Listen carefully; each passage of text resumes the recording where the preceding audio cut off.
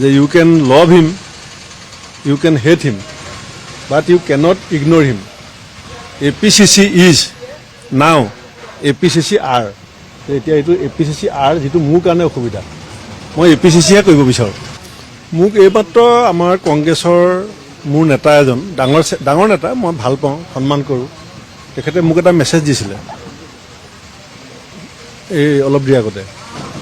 মই মেছেজটো দেখা দিয়াটো উচিত নহ'ব, কিন্তু মই তেখেতক এটা ৰিপ্লাই দিছোঁ এজন মানুহৰ নাম লিখি পেলাই, যে you can love him, you can hate him, but you can't ignore হিম।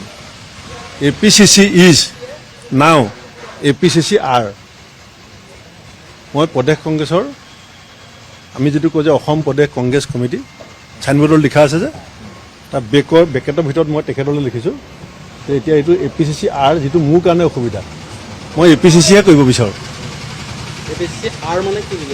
মই তেখেতলৈ লিখিছোঁ, আপোনালোকে এইবিলাক ইমান বিশ্লেষণ কৰিব পৰা দক্ষতা আপোনালোকৰ আছে, যে মানুহজনৰ কথা কৈছে যে আপুনি তেওঁক ভাল পাব পাৰে, বেয়া পাব পাৰে, কিন্তু আপুনি ইগন'ৰ কৰিব নোৱাৰে এতিয়া কংগ্ৰেছত। ইউ কেনট ইগন'ৰ হিম। আৰু সেইকাৰণে APCC is now APCC are. মই APCCত থাকিবলৈ সাজু আছোঁ। APCC আৰত যেনেকৈ আগতে হৈছিলে NCP বা এই কি কয় হয় নহয়, তেনেকৈ আমাৰ এই TMC হৈছে, NCP হৈছে, তেনেকৈ কংগ্ৰেছৰ পৰা বহুত দল হৈছে। এতিয়া আমাৰ অসম প্ৰদেশ কংগ্ৰেছ কমিটি আৰ হৈছে। মই নোৱাৰোঁ। চবেই দেখিব এতিয়া লাহে লাহে, চবেই এইটো। মই অকণমান দুঃসাহস আছে, সেইকাৰণে মই কথাবিলাক মোৰ সতীৰ্থসকলক সজাগ কৰি দিছোঁ।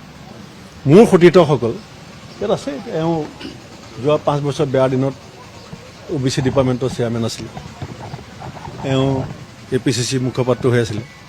মই এওঁলোকক সজাগ কৰিছোঁ যে তোমালোকে APCC আৰ কৰা, মানে if you want to survive in Congress তেতিয়াহ'লে ডোণ্ট বি ইন APCC। মই আছিলোঁ, you be in APCC R.